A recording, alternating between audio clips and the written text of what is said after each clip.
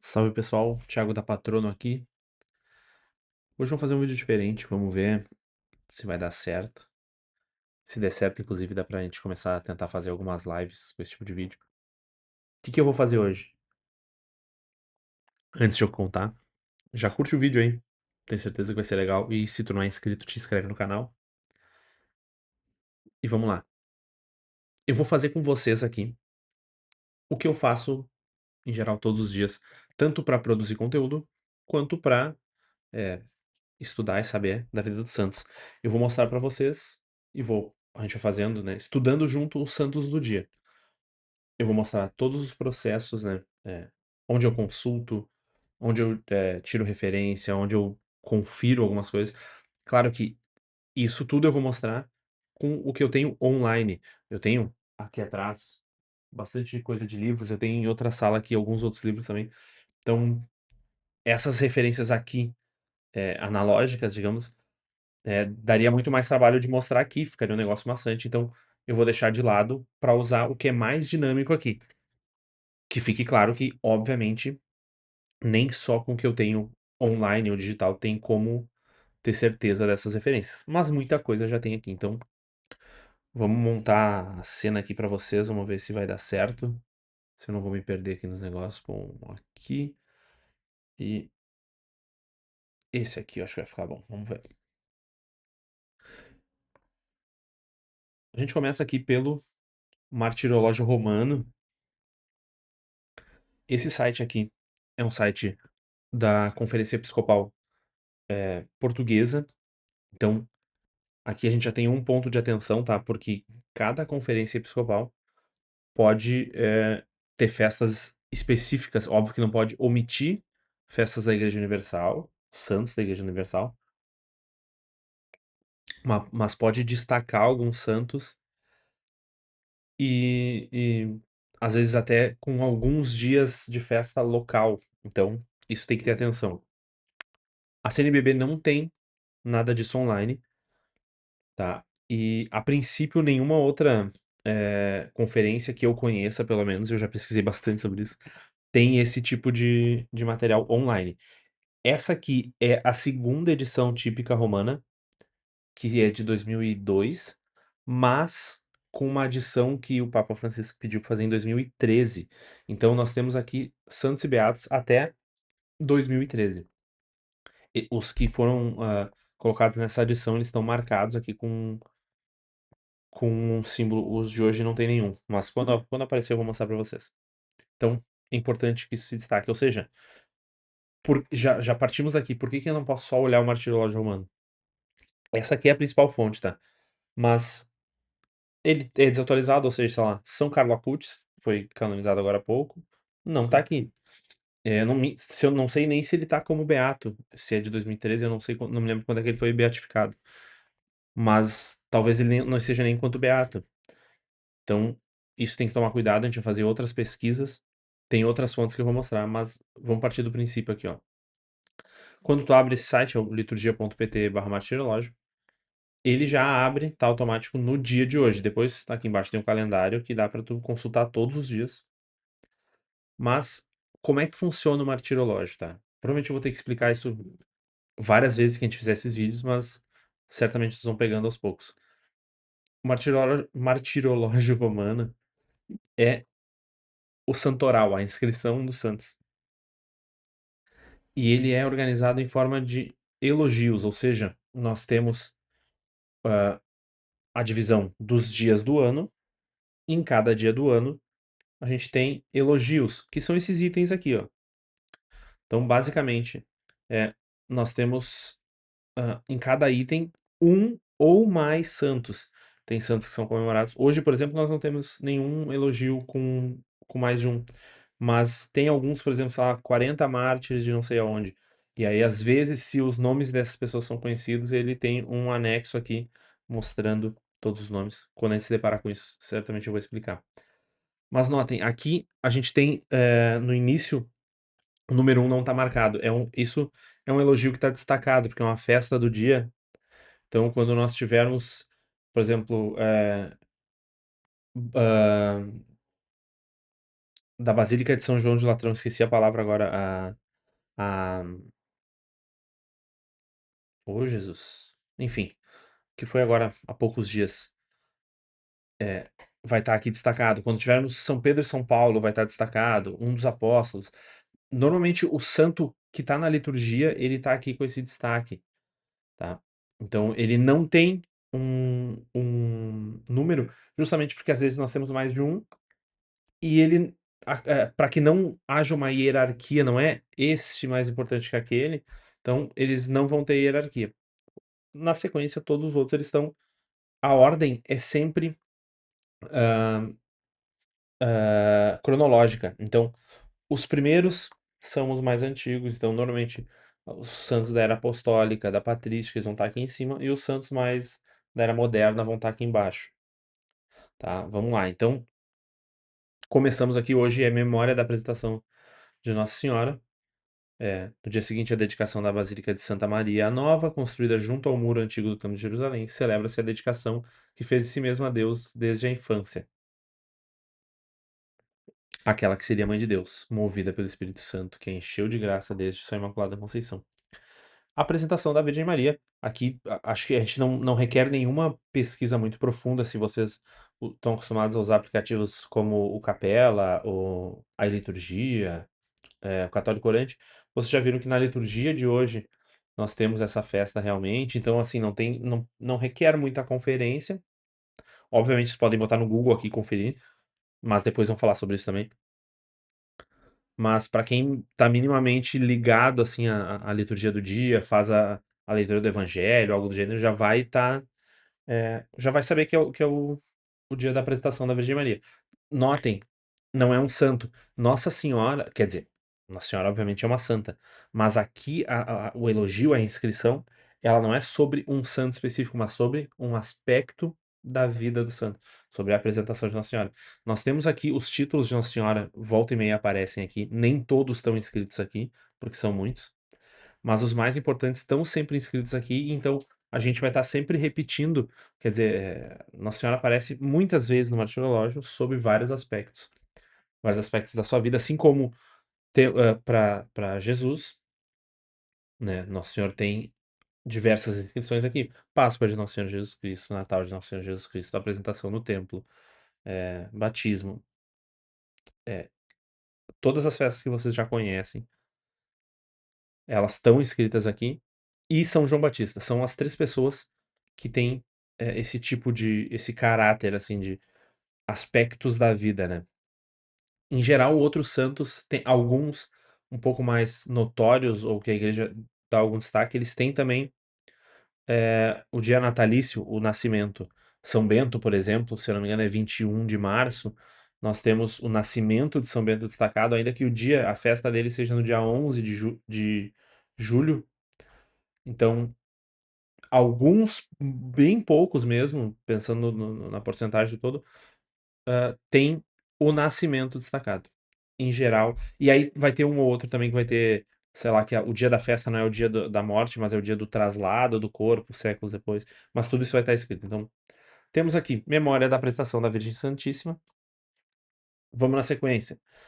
Segundo elogio, comemoração de São Rufo, a quem o apóstolo São Paulo, na sua epístola aos Romanos, chama eleito do Senhor.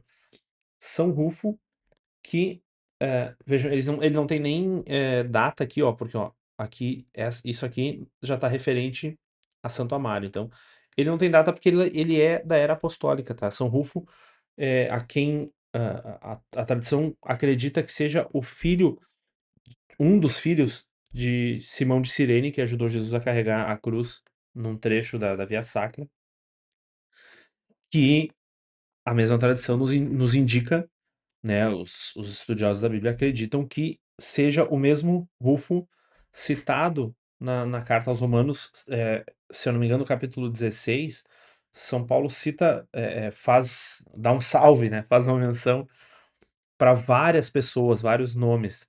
Então São Rufo seria de fato tem um Rufo lá, seria o mesmo São Rufo que está aqui hoje, e o mesmo São Rufo que seria o filho de Simão de Cirene. Ou Simão Cirineu. Na sequência, então, temos Santo Amaro, vamos ver, bispo e mártir, no que hoje é a Croácia. Aí a gente tem aqui, ó, CS4 em romano. C de cerca, ou seja, próximo, S século, ou seja, por volta do século IV, tá? Por que que ele tá antes aqui, por exemplo, ao século IV é do ano 300 ao ano 399, do ano 301 ao ano 399, ou ao ano 400. Agora bugou minha cabeça. Do ano 301 ao ano 400. Por que que o século IV tá aqui antes? Porque a gente não tem precisão, então pode ser que ele tenha falecido depois, mas pode ser que ele tenha falecido antes. Então, a imprecisão sempre vai ficar antes, né? Quando a gente tem a data precisa, ela entra depois. Então, aí vamos pensar Santo Amaro, tá? Não tem, o elogio não traz praticamente nada. A gente sabe que ele foi bispo, que foi mártir, numa região chamada Parentium, Istria, que hoje é Porek na Croácia. Aí já vamos para um segundo site que eu posso mostrar para vocês, que é aqui a Enciclopédia Católica, o G-Catholic. Tá, em inglês, eu acho que ele não tem uma versão portuguesa. Vocês podem usar o tradutor aqui do navegador, se precisar e tal. Mas, ó, a gente tem aqui a inscrição de São Rufus, Santo Agápio, São Mauro. Não temos a inscrição, então, de Santo Amaro? Ah, ele tá aqui em inglês São Mauro, ó. Esse negócio dos nomes é uma complicação. Ó, aqui a gente tem. Bah, ótimo. Aqui a gente tem muita informação, tá? Basicamente,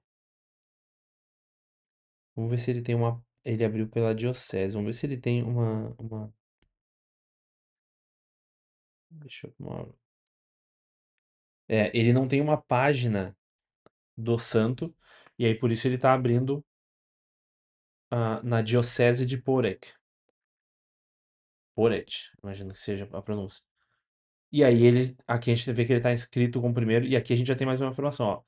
Aqui provavelmente é uma tradição histórica, uma linha histórica, supõe que ele tenha morrido por volta de 305, tá? O martirológico, como a gente não tem talvez uma fonte confiável para isso, ele indica por volta do século IV. Então, o G Catholic é uma fonte confiável, tá? Ele, em geral, ele não tem muitos erros e ele tem muita informação. É um negócio chocante, assim. Ele tem realmente muita informação. Principalmente disso, de nomes assim que às vezes a gente não tem acesso, que como não tem história, não se fala muito, mas aqui ele linka essas coisas, tá? Para esse santo a gente não teve nada é, muito diferente, assim. Mas vamos ver se a gente descobre um pouco mais sobre ele. Eu tenho uma coleção, vamos ver se vai aparecer aqui. Cadê? Achei que tinha deixado aberto o negócio. Não deixei. Tá. Mas é aqui. Que é a Vida dos Santos, do padre Horbacher. Quem me segue no Instagram já deve ter visto, ou aqui no YouTube, já deve ter visto eu citar muitas vezes. Que é uma coleção em 22 volumes que não tem edição nova. A última edição dela, se eu não me engano, é de 52 ou 53. Então, por isso os PDFs. Se Deus quiser, eu ainda acho isso aqui em algum sebo. E aí um ótimo compêndio, tá? Para conhecer a vida dos Santos, porque ele tem de fato muitas histórias, né? A gente tem, eu até vou mostrar para vocês aqui, eu já citei também. A gente tem esse aqui do Alan Butler, Alban Butler, que essa edição é a da MBC, eu acho que tem outras edições também, que é Vidas dos Santos para Todos os Dias. Em geral, ele vai ter dois santos para cada dia, uma citação aos outros. Só que o padre, e aí, obviamente, né? É um baita de um livro gigante, mas não se compara a 22 edições, né? Então, a edição do Padre Horbacher é muito, muito, muito rica, com muitas histórias. O problema, ele foi editado antes da reforma litúrgica, então nós temos as datas daqui pra gente hoje já não são confiáveis, porque não foram atualizadas segundo o calendário, hã, romano atual, né. Então, eh, eu tenho isso aqui, pra poder realmente conferir algumas histórias, tem alguns santos que praticamente só aqui eu encontro. Mas o que eu fiz? Eu tenho no ChatGPT, eu alimentei aqui com os arquivos. Eu vou abrir uma conversa agora, a gente provavelmente vai usar essa conversa, várias vezes. Pesquise na coleção. Eita, tô todo torto aqui pra escrever. Na coleção do padre Barbaquer sobre Santo Amaro, bispo do século III, dos séculos 3 e 4, porque se ele morreu em 305, possivelmente. Vamos lá. Também não é 100% confiável, mas, por que que eu tô trazendo aqui, ChatGPT, eh, hã, Gcatholic, Martirológio Online. Aqui tem enquanto o ChatGPT pensa, aqui eu tenho também o Martirológio Romano.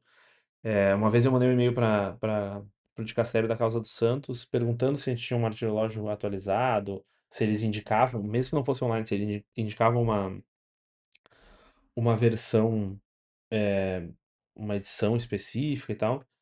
E o que eles me fizeram eles me disseram que não tem uma versão atualizada, mas eles me mandaram o PDF da edição da Conferência Episcopal Italiana, que pelo que eu vi, já pesquisei muito nela também, é a mesma versão, né, com as mesmas atualizações, seja de 2013, que a da edição portuguesa.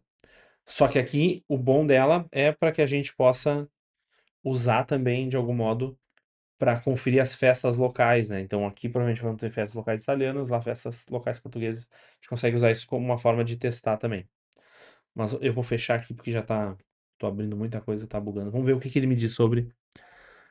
Ó, discípulo de São Bento não é esse. Vamos ver se ó, então, hã, ou nós não temos uma história de Santo Amaro lá também, ou o ChatGPT tá rateando muito. Vamos pesquisar direto no Google, Santo Amaro, 21 de novembro. Esse aqui é a última. Centro Cultural Santo Amaro. Ó, não temos nada. E essa aqui é a última possibilidade, porque no Google você já deve ter visto alguns vídeos que eu fiz um tempo atrás sobre isso, inclusive. Nós temos muitos erros, muita mistura, sites grandes, assim, que veículos de notícia católica e tal, que se perdem um pouco nisso, assim, pegam datas de devoção popular que não são as datas reais da igreja, datas do calendário tradicional e não atualizaram, então datas locais, então é bem comum que aconteçam esses erros, ou misturam santos. Por exemplo, esse aqui, ó, isso aqui é um erro que aconteceria tranquilamente em um site grande, assim, de notícias católicas. Pegar o Santo Amaro hoje nós temos a inscrição aqui de Santo Amaro no dia 21 de novembro, mas ele pega um Santo Amaro que seria celebrado no dia 15 e, apresenta no Santo Amaro de hoje. Obviamente os nomes de santos se repetem muito ao longo da história, né, então, vamos lá, voltemos para cá. Santo Amaro nós não conseguimos descobrir muita coisa. Se a gente quisesse dar uma aprofundada, tá, a gente sabe a diocese dele, a gente tem aqui a diocese, é bem possível que se a gente pesquisasse, no site da diocese, só que claro, nós temos a questão da língua, né, que realmente atrapalharia. Mas se a gente quisesse ir a fundo mesmo para pesquisar sobre esse santo, com certeza o melhor caminho seria esse, tá, buscar porque na diocese ou na região ou na cidade específica, a história dele deve ser mais conhecida minimamente de forma popular. Talvez não tenha registro histórico, ou talvez não se tenha muitos livros sobre, mas minimamente, assim, um resumão da história a gente deve saber. Mártir como, ficou bispo quantos anos, esse tipo de coisa, sabe? Mas vamos seguir aqui. Então, no quarto elogio temos na Palestina, Santo Agápio, muitas vezes torturado, sempre diferido para suplícios mais duros. Durante os jogos do anfiteatro, foi atirado a um urso para que o devorasse na presença do imperador Maximino. Mas, como ainda ficou com vida, no dia seguinte ataram-lhe pedras aos pés e lançaram ao mar. Isso aqui era uma forma de morte muito comum. A gente tem, por exemplo, São Clemente I, ali o quarto Papa, né? São Clemente, eu acho que morreu nos anos 90 do primeiro século. São Clemente foi atirado ao mar. É, hoje a tradição nos indica que com uma âncora, né? Por isso a gente tem o símbolo da cruz ancorada, é antiquíssimo na igreja por conta de São Clemente I. Inclusive aqui, não sei se vai dar pra ver. Essa tatuagem aqui não é porque eu sou marinheiro, é por causa de São Clemente. Mas e há quem dissesse, né, alguns historiadores acreditam que ele tenha sido atirado com pedras amarradas aos pés, né, que é até mais provável, né? Eu não sei como é que eram as âncoras dessa época. Mas vejam que é uma morte bem comum. Então, Santo Agápio está instalado num contexto, né? Num contexto ainda de perseguição. A perseguição aos cristãos católicos vai diminuir um pouco depois, né, com Constantino. Vamos ver o que a gente acha aqui sobre Santo Agapito, vamos ver se tem alguma coisa mais específica. Já nos dá uma boa ideia, assim, de quem era. Óbvio que todos eles a gente pode pesquisar mais sobre a história. Certamente Santo Agapito aqui, como a gente já tem um, um texto maior e ele está em um local que era central para a igreja naquele momento, assim, que fazia parte do contexto principal da igreja naquele momento, que o Oriente Médio ainda estava muito a gente teve muitos mártires, muitos santos lá. Então, de alguma forma, a gente deve ter mais informações sobre ele, tá? Isso é muito interessante a gente pensar, por exemplo, a gente tem aqui Santo Amaro, mais ou menos na mesma época de Santo Agápio, mas a região da Croácia, né, da Dalmácia ali, toda aquela costa, ela não era central na fé católica ainda. A fé católica estava chegando lá, enquanto para Santo Agapito ele já estava meio que no centro do que era a fé católica naquele momento. Obviamente a gente tinha Roma já desde o início como centro da igreja, mas a efervescência cultural, digamos, católica se dava também no Oriente Médio, né? Então vamos ver o que tem sobre Santo Agapito rapidinho, mas depois vamos passar para a gente não se perder muito. Santo Agapito, ele tá aqui, ó. Marte na Cesareia. O que que ele tá me entregando aqui? Santos e Beatos. Provavelmente a gente não tem, então, uma página específica dele. Santo Agápio, vamos ver. Ele me manda sempre de volta pra cá, então não temos. Ó, mas aqui a gente já tem companheiros. Curioso, dia da. Aqui tá aqui em cima, Santo Agápio. Ó, já. Eu que tava perdido. Ó, esse aqui é de 303, na Cesareia da Palestina. É. Eu não vou aprofundar aqui muito com vocês, a gente poderia agora. Esse tipo. A pesquisa do Santos é sempre assim, a gente tem que fazer conferência lá e. Eu, nessa pesquisa, eu já iria aqui, por exemplo, para ver isso no martirológio. Temos um Santo Agápio também no dia 24 de março, porque são datas muito próximas, né? Existe a possibilidade de ser o mesmo santo. Pode ser que aqui esteja e lá, se no martirológio não tá, é possível. Martirológio tá difícil de falar. É, é possível que seja o mesmo santo. Se tiver lá, essa probabilidade já diminui. Nós temos muitos santos agápios, né? Tem o 315, só que aqui já na Armênia. Então, aqui ele manda para a lista de santos, né? Basicamente. Então, vamos seguir. Ó, aqui nós já temos. É, os papas eles vão aparecer muito aqui, principalmente os dos primeiros séculos, tá. Em Roma, junto de São Pedro, ou seja, onde ele está sepultado, São Gelásio I, ilustre pela sua doutrina e santidade, o qual, para evitar que a autoridade imperial prejudicasse a unidade da Igreja, esclareceu profundamente as competências dos dois poderes e sua mútua independência. Movido pela sua grande caridade e pelas carências dos indigentes para socorrer os pobres, morreu em extrema pobreza. São Gelásio, certamente nós temos bastante coisa. Vamos lá, eu vou pedir isso aqui, certamente. Vamos ver. Me conte a história de São Gelásio. São Gelásio I. Normalmente, a gente vai ter aqui, quando a gente tiver os números aí, Gelásio I, a grande maioria vão ser papas, alguns vão ser, por exemplo, São Fernando III, foi rei de Castela, mas o nome popular dele, normalmente, dos reis, não vai ter o número. Então, normalmente, quando tem um número, é porque foi papa, tá? Entre 492 e 496, ó, ilustre pela ciência e santidade, africano de origem, mas romano de pensamento.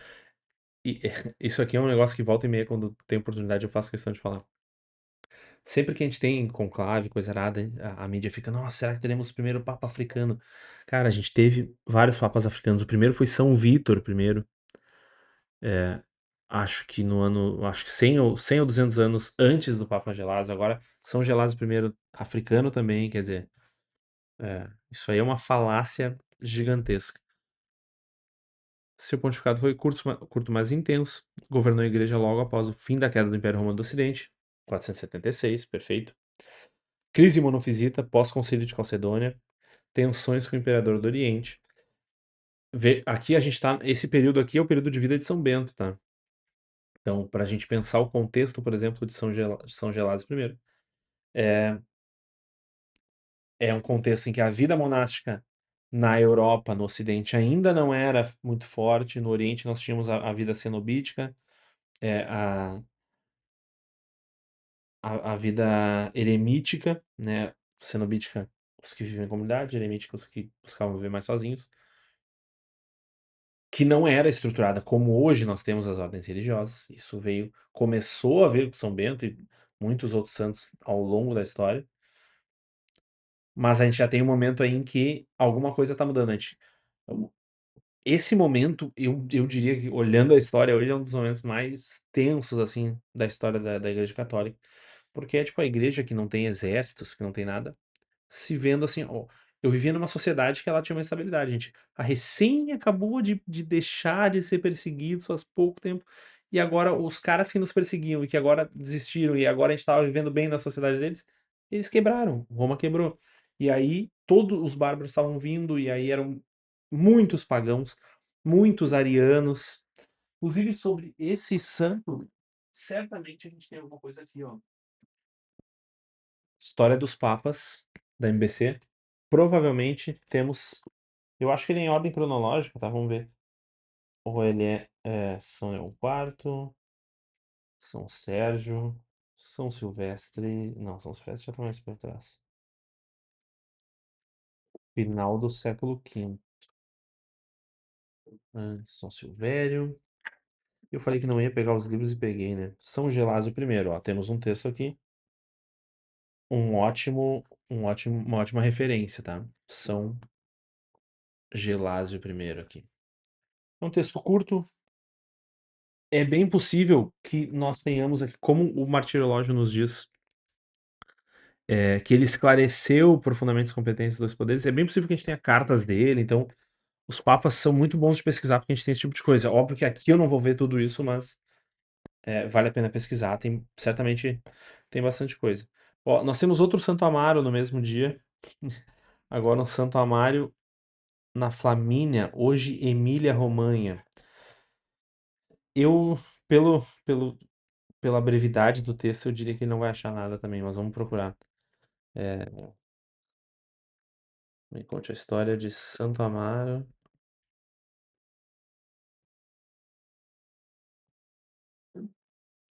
bispo falecido em 946, eu acho, né? Isso. Vamos ver. em 946. Vamos ver se ele vai achar alguma coisa. E depois nós temos uma beata, aí vamos falar algumas peculiaridades e matamos esse vídeo de hoje. Ó, ó, ele aparece na coleção do Padre Rebarquer. No final, eu estou usando o GPT para pesquisar aqui. Eu posso, quando a gente tiver um vídeo um pouco mais curto que eu possa fazer, possa perder tempo com isso, digamos, eu vou explicar para vocês como eu pesquiso no PDF mesmo. Mas aí, como as datas nem sempre batem, custa um pouco, são PDFs longos, de acho que 400, 500 páginas, quer dizer, demora um tempo para processar o negócio, mas vamos lá. O chat ajuda nesse sentido, nessa pesquisa. Santa Amaro morreu em 946, não como bispo, e sim como um santo monge eremita. Bom, será que é o mesmo? Vamos ver o que ele vai dizer. A região, talvez. É muito comum a tradição lusitânia ou Galícia. Hum, não, é chamado de Santo Amaro. Ah, tá. Chamado sim, ok. É titulado. Hã? Santo Amaro é titulado a monges peregrinos e santos andarilhos, não necessariamente o discípulo de São Bento. Tá, aqui ele puxou primeiro o discípulo de São Bento, do dia 15 de janeiro. Mas ele tá dizendo que se de alguma forma é um título. Santo Amaro, o Santo Amaro do dia 15, o discípulo de São Bento, é um santo que eu achei ele retratado com chapelão, com coisa de peregrino, né? Talvez seja isso. Essa referência, conhecido como São Lucas, o jovem monge eremita Talga. Não, certamente não é isso aqui. Eu não vou. A gente, o ideal seria conferir lá na coleção do Padre Horbacher para ver quem é esse santo aqui que eles estão falando. Provavelmente vai estar nesse dia. Mas não, ou se ele misturou informações, não tem nada a ver. Veja, ressalto isso. Provavelmente todos os vídeos que eu fizer aqui eu vou falar sobre isso. A, a pesquisa da vida do Santos é um negócio muito difícil, muito confuso, porque nós temos muitos erros, muitas imprecisões, muitas fontes muito antigas, e em geral as pessoas que publicam sobre isso, quando não são livros, às vezes mesmo livros, mas em geral assim, em blogs, sites de notícia, não tem essa acurácia, assim, esse negócio de não, eu vou até o fim da informação e vou conseguir isso. E aí acaba que muitos sites muito grandes dão informações erradas, e aí um chat GPT da vida, ou mesmo no Google, isso é referência, tem volume, tem confiabilidade por conta do site. Então, vejam, não temos informação sobre esse Santo Amaro, provavelmente aqui, ó, a gente tem ele aqui também, ó, São Mauro aqui de Poret, e aqui o de Cesena. Vamos ver o que ele vai me dar. Ó, aqui ele me dá diocese também como bispo. Vejam, aqui ele está indicando o bispo. Um bispo beneditino, OSB, Ordem de São Bento. E aparentemente ele foi, bispo religioso. Não, eu achei que ia dizer que ele foi prior ou que ele foi abade, alguma coisa assim, mas não. Bispo de Cesena. E aí nós temos, ó, essa diocese, aparentemente ela existe até hoje. Hoje é o arcebispo Antônio Giuseppe Caiazzo. Interessante isso, né? Que nós temos. Claro que aqui provavelmente não tem toda a sequência, que algumas dioceses eu não sei como é que isso se organiza, mas realmente é até possível que tenha toda a sequência também, certamente várias tem. Mas veja, nós temos aqui a tradição apostólica, né? Os bispos passando de um para o outro. Esse Santo Amaro, ou São Mauro, provavelmente sendo o primeiro bispo ou o primeiro de que se tem notícia nessa região da Itália. E já sabemos que ele é beneditino. Interessante. Por isso, o G Católico é muito bom por isso, assim, ele nos ajuda a dar um contexto de algum modo, né? Uma formação que a gente não tinha, que ele era beneditino, e que provavelmente ele nasceu em 800. E aqui o martirológio indica que ele teria morrido em 946. Então, provavelmente morreu com 46 anos ou por volta disso. E aí vamos ver essa última aqui, Beata Maria de Jesus Bom Pastor Francisca Siedliska, virgem que deixou a Polônia por causa das difíceis condições impostas pelos governantes e fundou o Instituto das Irmãs da Sagrada Família de Nazaré. Assistência aos imigrantes, tá. 1902, ó, uma santa. Nós temos, no dia de hoje, nós temos um vácuo de 1000 anos quase aqui na, entre os santos, não é tão comum. Vamos ver se nós temos ela aqui. E se ela ó, ela tá aqui, então provavelmente ela ainda é beata, tá? Ó, e ela não tem, acho uma página dela, ou tem? Não, não tem. Ela vai direto para a lista aqui. Eu suponho que a gente consiga pesquisar sobre ela, sei lá, no Wikipedia, por exemplo. Vamos ver o que o chat GPT me diz.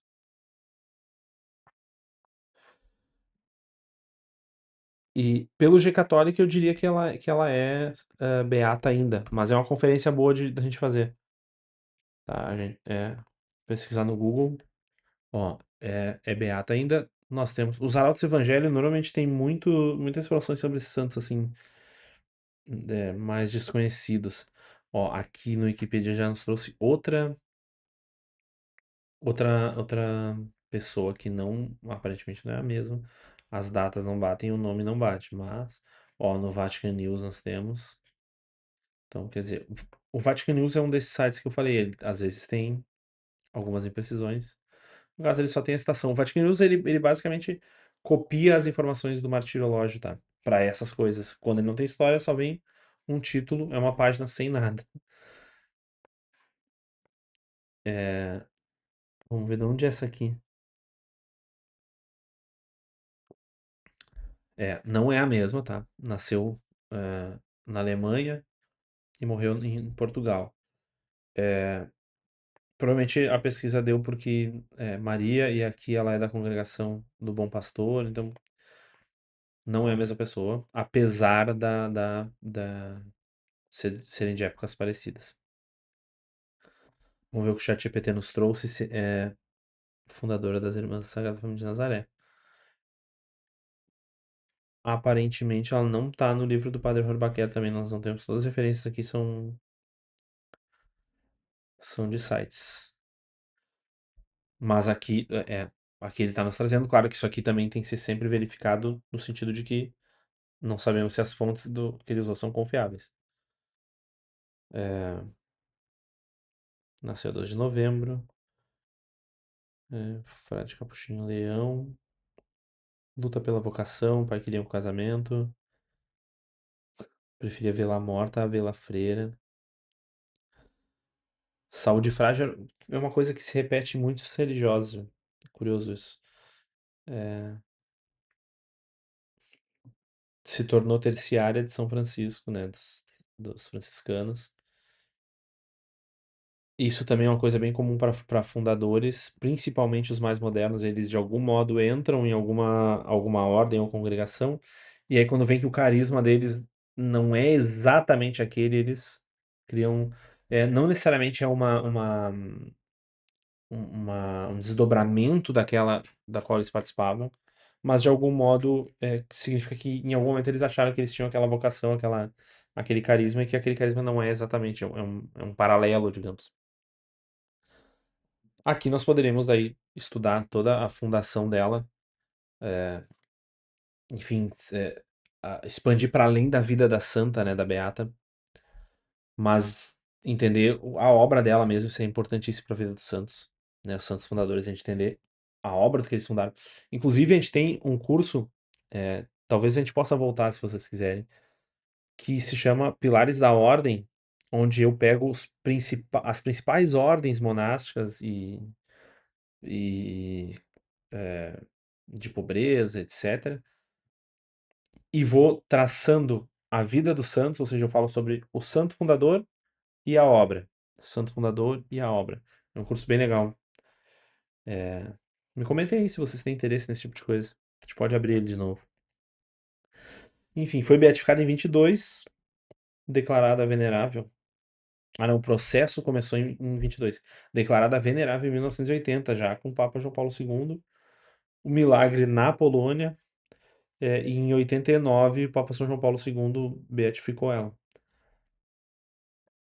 Perfeito.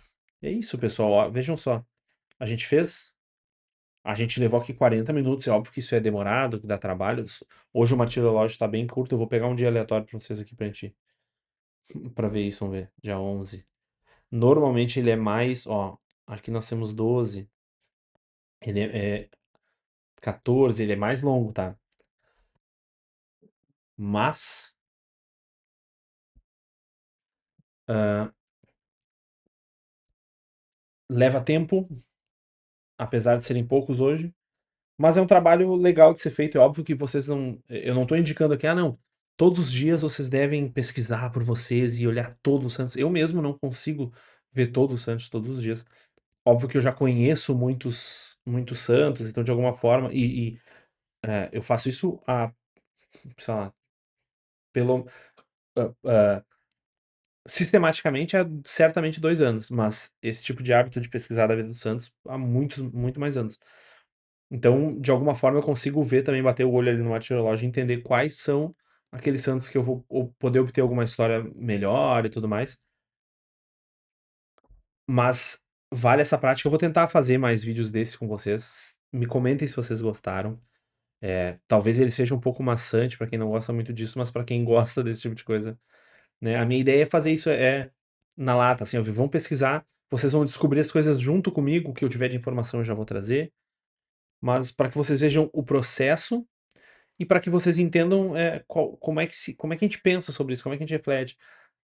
A partir daquilo ali que a gente viu dos santos de hoje, tem diversas reflexões possíveis, diversos exemplos que a gente pode seguir. Um dos santos pode interessar mais vocês, e aí vocês vão pesquisar mais ele, daqui a pouco, daqui a um ano, de repente, eu vou receber uma mensagem de alguém que viu esse vídeo e disse: "Ah, eu vi o vídeo e aí eu me tornei devoto, porque eu me interessei por aquele santo, aí fui pesquisar sobre ele", e essa é a minha intenção, se Deus quiser isso vai dar certo, então. Me contem aqui o que vocês acharam desse tipo de vídeo, se precisa ser mais assim ou mais assado, mais dinâmico, mais conversado, mais rápido, ou aprofundar mais, ou pegar um santo só. Me digam o que vocês acharam e vamos seguir. Curtam o vídeo, se inscrevam no canal, compartilhem o vídeo e é nóis. Até a próxima.